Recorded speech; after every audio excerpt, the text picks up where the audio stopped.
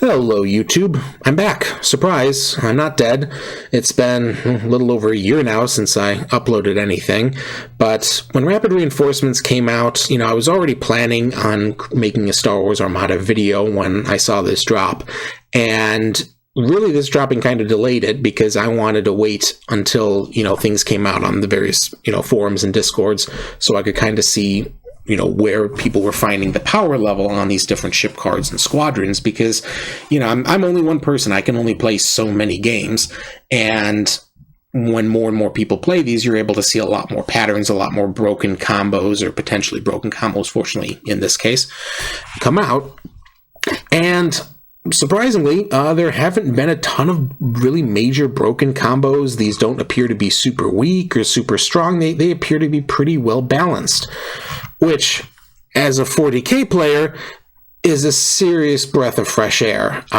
If you haven't been following the 40k scene lately, yeah, I don't want to get into it too much about 40k, not only because this is an Armada video, but because a lot of the people I play tabletop games with and talk to regularly are pretty upset about how 40k's competitive scene has been recently, and me ranting about it isn't going to be adding anything new to the fire. You can only say, thank God they nerfed the clowns so many times. But Rapid Reinforcements, at least from what I've seen, from what I've experienced, and, from what I've heard from other players on the forums or discords, it seems to be fairly well balanced, which is a good thing, because I want there to be more Rapid Reinforcements. And I think the key takeaway here is that this is Rapid Reinforcements 1, not just Rapid Reinforcements. Therefore, it logically follows that Rapid Reinforcements 2, 3, 4, if they're not being actively developed, then they're at least planned, because, otherwise you wouldn't bother with Rapid Reinforcements 1. You just say Rapid Reinforcements. And as I mentioned at the beginning, that's very promising for the future of Armada. Previously, we had to wait a long time in between new expansions in order to get new content, and as many of the longtime Armada players I'm sure will attest, that wait could be quite long and arduous, and the game would stagnate in between expansions. Now, with Rapid Reinforcements, hopefully that stagnation won't occur, at least it won't occur for very long, and we're going to get some cool new ship options. And I kind of wanted to talk about those potential ship options here because, there are quite a lot of them. Starting off with what I think, at least, is the most obvious. On the Rebel Providence class carrier card, you can see in the foreground on the artwork here, hidden by this Y-wing, that appears to be a Rebel Recusant class destroyer. And yeah, I'm 99% sure it is current canon that the Rebels had Recusants, and even if they didn't, they appropriated, yes, that's the term we'll use, appropriated a Providence class carrier. So it makes sense that they could also get their hands on a Recusant as well. So I think it's a fairly safe bet that we'll see a Rebel Recusant class destroyer on a future Rapid Reinforcements. However, aside from the Recusant class destroyers, which I only mentioned because it's literally right there, front and center, not in front, not center, on the Providence class card, I'm not even going to guess at what Rebel ships are going to be on future Rapid Reinforcements because, they're Rebels. Anything goes. Rebels and Republic both have Pelta-class frigates, and, by that logic then, I'm guessing these Pelta frigates that the Rebels have were previously in the Republic service, so they're probably going to say, hey, we got these Peltas, they got them from this giant scrapyard in space, hey, looks like there's a giant Venator-class Star Destroyer over there, let's take that, there's an Acclamator here too.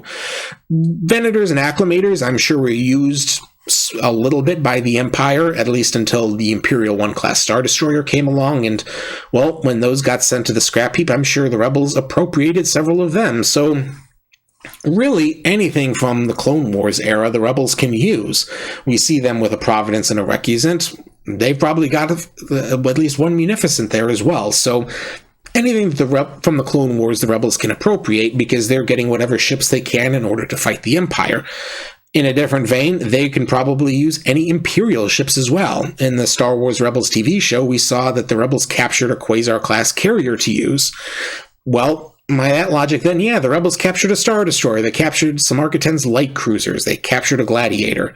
And I know it's no longer canon, but the Rebels captured several Star Destroyers at the Battle of Endor in Star Wars Legends, formerly the Expanded Universe. In Star Wars Legends as well, the New Republic, formerly the Rebellion, they had the Lucenkia, a Super Star Destroyer. So really, these rapid reinforcements can basically just give the Rebels whatever ships they want. Anything really goes for them, which is, one, great, because it means that the Rebels are never going to be, short on any possible ships they can get in these rapid reinforcements, but it means that you're basically never going to be able to predict what ships they will get.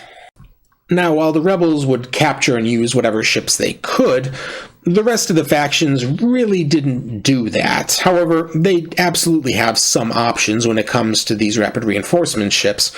The Empire, of course, well, it was reformed from the Galactic Republic, so it stands to reason that the Empire would have at least some acclimators and peltas, maybe some consular class ships in their service for at least some period of time. Also, I'm not sure if this is current Star Wars canon or if this is Legends, but as I recall, the Empire also had a large number of Nebulon frigates in its service as well, so they can absolutely get some of those. Likewise, the Galactic Republic could also get a number of Imperial ships. The Arquitens class light cruiser, then, well, the Republic used some of those as well. I'm sure they could also use some things like Gazantes, or from the Rebels, the CR-90 Corvettes. Bail Organa used one of those in the Clone Wars. I'm sure you could write in that the Galactic Republic used several of those as well. And finally, coming to the Separatists, if Atomic Mass Games, and as I said, I strongly suspect they will, create more of these rapid reinforcement PDFs, they might have a slightly tricky time getting new ships for the Separatists. The reason for this being, well, the Separatists don't really have any ships, at least none that I know of, in their navy that are also in Star Wars Armada that are being used by other factions.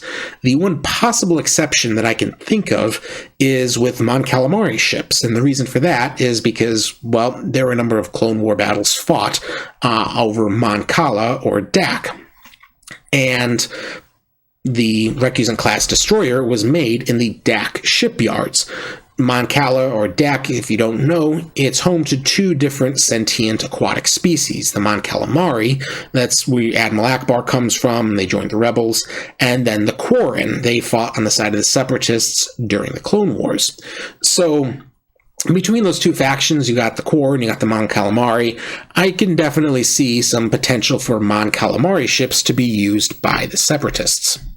However, this is assuming that the next rapid reinforcements is just going to be giving us new ship cards for ships that weren't previously available to that faction. It could very well be something like the Chimera expansion, for those of you who don't know or remember that one. That was where we got a new Star Destroyer with some neat art on it, but we got two new ship cards for Imperial Star Destroyers. We had Imperial Star Destroyers previously, the Imperial 1 and Imperial 2 type Star Destroyers, but then we got the Simoon refit and the Kuat refit. And maybe these rapid reinforcements will give us the Providence-class Carrier Geonosis refit, or something like that. Who knows? Point being is that there could be something completely different on the next rapid reinforcements than what we got here. Maybe we just get a bunch of new squadrons or new ship title cards. You'll notice that none of these ship cards came with new title cards.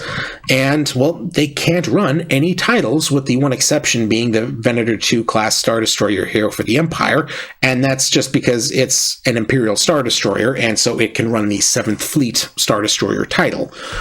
But beyond that, we didn't get any new titles or upgrade cards. Maybe the next rapid reinforcements gives us some new upgrade cards.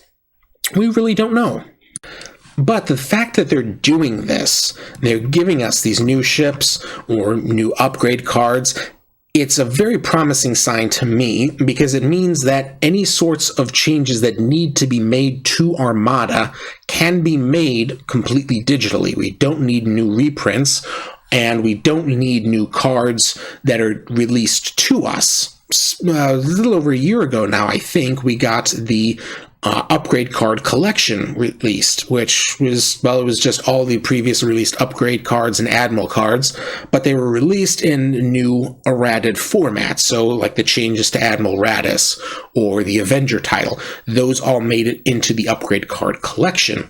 Now, if they release a ship, let's say for just for sake of argument, the Providence class carrier turns out to be super, super powerful and is just completely destroying the meta. Okay, well then Atomic Mass Games can immediately come out and say, okay, yeah, we released this card, it's super imbalanced. Providence class carriers, now it goes up to 105 points or 115 points. And because this card was released completely digitally, it's no big deal at all. Just got to print off a new one. And while it's not going to be optimal, because I seriously doubt many of you have printers that are capable of making cards up to the same quality as the ones that are officially distributed by Atomic Mass Games, or formerly Fantasy Flight, you can also just do the same thing with currently existing cards and upgrades. If someone comes up with a totally broken combo, they can release one of these rapid reinforcements saying, hey, totally broken combo, this ship card or this upgrade card has been errated. And they just release a new version of it on here that can be immediately downloaded, go into effective tournaments immediately.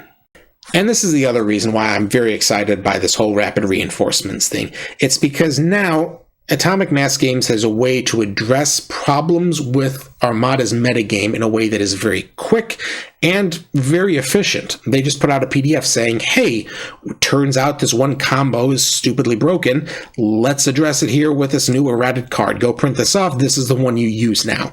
Yeah, it'll be a little annoying if, say, for example, they decide to do a nerf to, say, for example, an MC-75 armored cruiser. Now it's going up in points and you need to use this new card. Well, now I'm really upset because I had the Spot Gloss MC-75 armored cruiser card that I got when I was at, when was that one released? Gen Con, I think. I don't know. Point being, the only issue with potentially doing something like that with these rapid reinforcements is if you had a Spot Gloss card, or if you just would prefer to have the nice, glossier, official ship or upgrade cards instead of just printing them off. So yeah, I can definitely see that being a potential issue, but I think that issue is more than outweighed by the fact that now any potential balance changes that need to happen for Armada can be done quickly and efficiently with these rapid reinforcements. And well, that's a really good thing for me right now, simply because Adepticon was almost a month ago now, and I still distinctly remember going there to see some really cool Warhammer 40k play, and the only Warhammer 40k play I saw was Harlequins walking away with what was, I believe, an 80% win rate, and the first and second place builds at the Champions table was a Harlequin mirror match, where pretty much the entire list was identical with a few minor changes. I think there were like some troop variations in troops and Void Weavers and Star Weavers, very, very minor alterations between these two lists, which, if you know anything about 40k, you know that that's a really, really bad thing. There are a ton of units and a lot of armies in 40k, and to have two perfect mirror matches says that your metagame is not in a good place. The Armada metagame is, I think it's in a pretty good place right now, and with these rapid reinforcements, I definitely think that it's probably not going to change. At least it's not going to be a long-term change. Law of Averages says that eventually Atomic Mass Games will release an expansion or maybe one of these rapid reinforcements with a new upgrade card, ship card, title card, squadron, whatever. And turns out that squadron is an auto include. This new ship, well, it's an auto include now. It's super overpowered. There's nothing you can really do about it. And that's not to knock Atomic Mass Games. That's, if you're designing a game, eventually you're going to slip up. Eventually you're going to release something that is super overpowered. So then Atomic Mass Games can then go in with one of these rapid reinforcements saying, okay, this thing's really overpowered. It's not healthy for the metagame. We're nerfing it down. Conversely, if there's a ship that, say, is performing really poorly in the meta. Things like the Assault Frigate Mark II-A or the Imperial Interdictor Combat refit.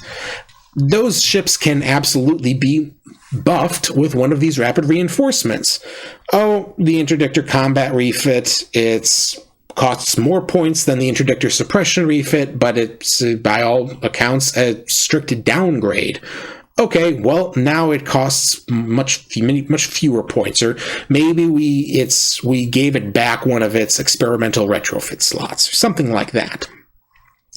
These rapid reinforcements PDFs allow you to do that and cultivate a healthy metagame, and that's a really good thing. Something I think Games Workshop could learn a thing or two from. But anyway, I digress. Hope you all enjoyed the video. Please let me know what you think down in the comments. Do you agree? Am I missing something here? And it turns out one of these ship or squadron cards is super overpowered. I know the Darth Vader TIE Defender Squadron definitely looks very strong. I don't know if I'd say it's overpowered, but it definitely looks strong. But let me know. Maybe I'm seeing it wrong and it's just kind of meh. And any other thoughts are greatly appreciated down in the comments. And hopefully I will put out another video sooner rather than later. Talk to you then.